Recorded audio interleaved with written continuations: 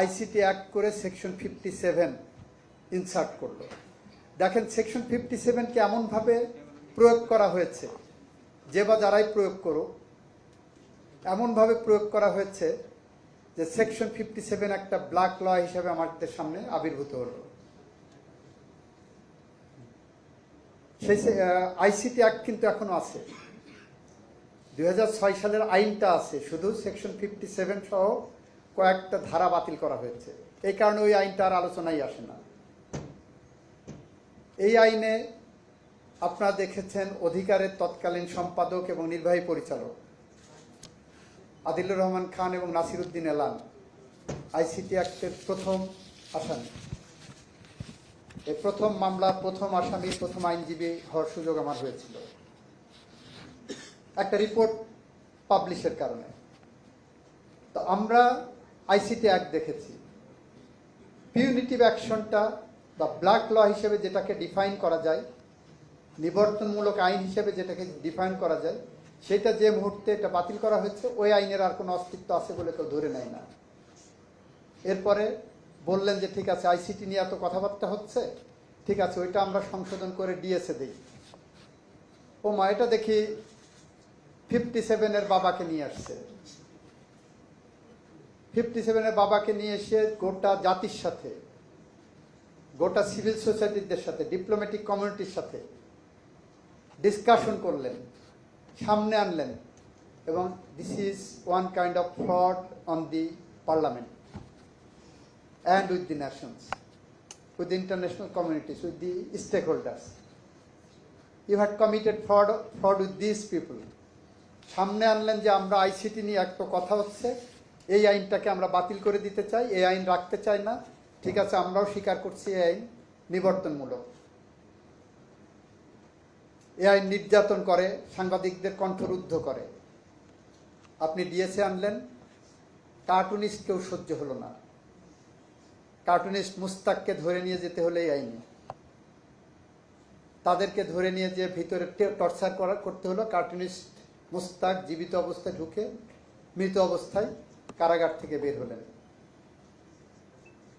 আমরা এই সমস্ত নিবর্তন এবং নির্যাতনমূলক আইন, যে আইন কণ্ঠরোধ করে, যে আইন সাংবাদিকের কলম থামিয়ে দেয়, আমরা এই আইন অবসান চাই এবং এটা যাতে ঘুরে ফিরে না আসে সেই বিষয়ে রাজনৈতিক যারা নেতৃত্ব থাকবেন আগামী দিনে, তাদের কাছে আমাদের প্রত্যাশা থাকবে এই বিষয়গুলো রিথিঙ্ক করা।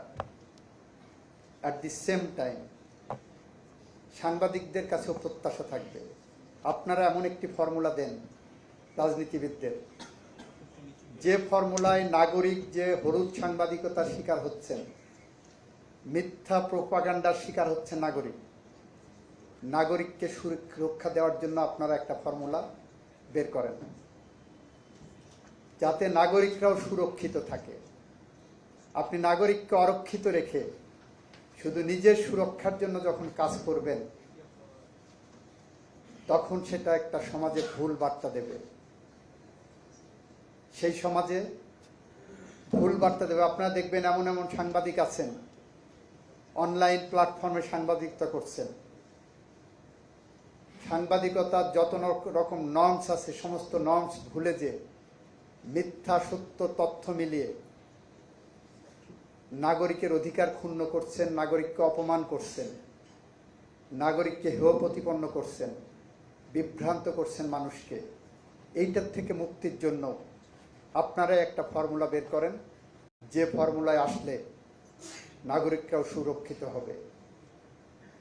আমি বিশ্বাস করি এই জায়গাগুলো আপনাদের অ্যাড্রেস করা উচিত।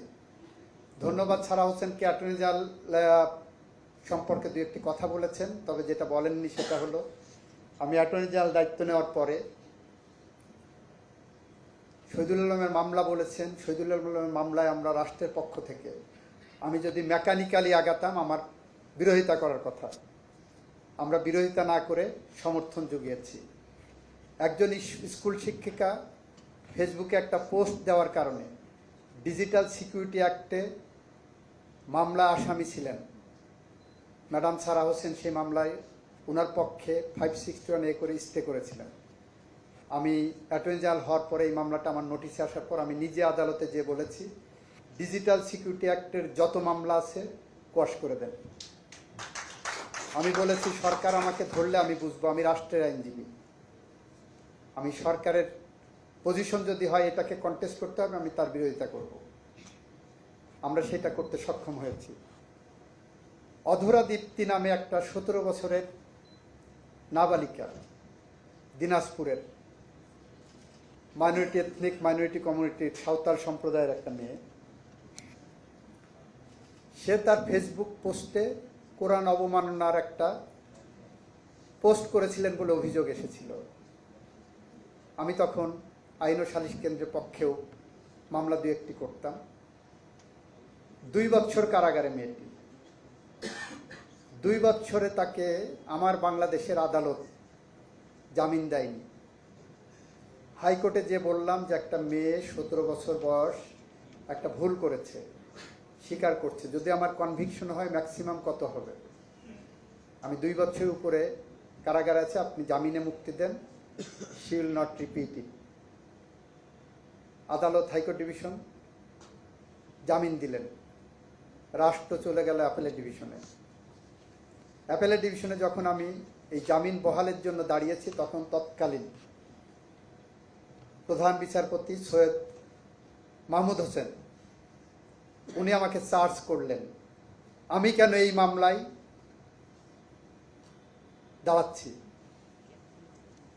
তা আমি বললাম আমি দাঁড়িয়েছি মেয়েটার মুক্তির জন্য। তারপর ওনার জামিন আটকালেন, দীর্ঘদিন পরে মেয়েটা জামিন পেয়েছে। এখন আমি বিশ্বাস করি না এই জামিন আটকানোর জন্য সরকারের কোন ঊর্ধ্বতন কর্তৃপক্ষের কাছ থেকে সৈয়দ মাহমুদ হোসেনের কাছে ফোন আসছে। আমি এটা বিশ্বাস করেছিলাম যে সৈয়দ মাহমুদ হোসেনের মতো চিফ জাস্টিস বিবেক প্রতিবন্ধী হয়ে দাঁড়িয়েছিলেন। একজন জজ যদি বিবেক প্রতিবন্ধী হয়ে দাঁড়িয়ে এই ধরনের কালো আইন প্রয়োগ করে এই ধরনের নিরীহ মানুষকে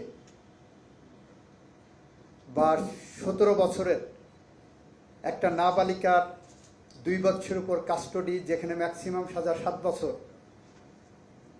তাকে আটকায় রাখার জন্য জামিন আটকায় রাখেন আমার দেশের সুপ্রিম কোর্ট,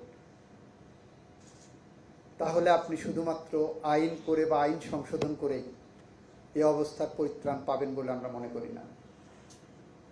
আমরা বিশ্বাস রাখতে চাই আপনারা যারা সাংবাদিক বন্ধুরা আছেন আপনাদের ন্যারেটিভও চেঞ্জ করতে হবে। ন্যারেটিভটা হলো, আমি বিশ্বাস করি যেটা, সাংবাদিক নির্যাতনের বিরুদ্ধে যেমন কণ্ঠ উচ্চারণ করবেন, নাগরিকের অধিকার সুরক্ষায়ও আপনারা কণ্ঠ উচ্চারণ করেন, যৌথভাবে আপনারা করেন। দেখেন বাংলাদেশের ইতিবাচক পরিবর্তন আমরা চাই।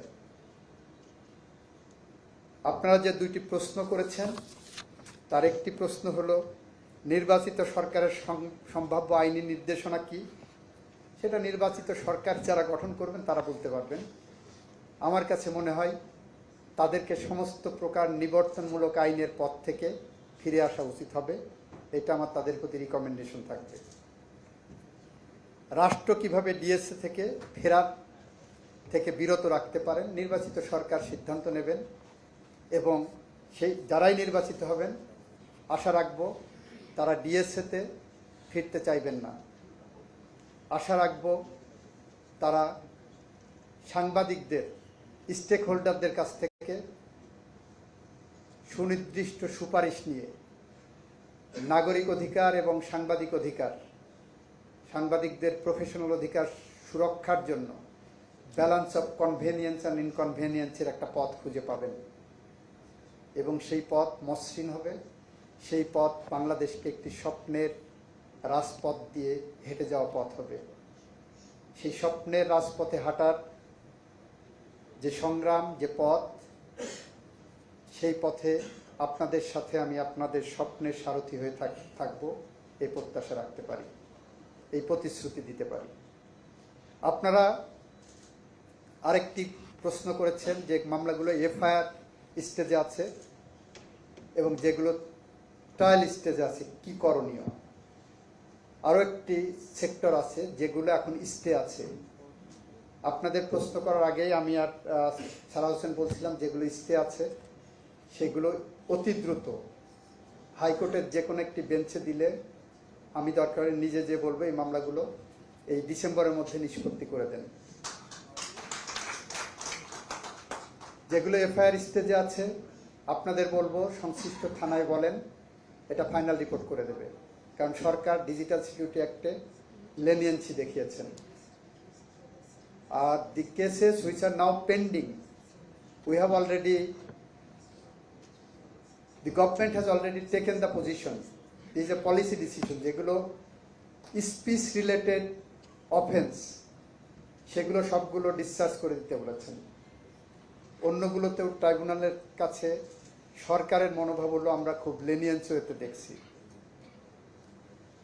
এগুলো নিষ্পত্তির জন্য আপনারা চেষ্টা করেন, যদি আমাদের কোনো সহযোগিতা লাগে we can assure you that we will give our shoulder up to any level.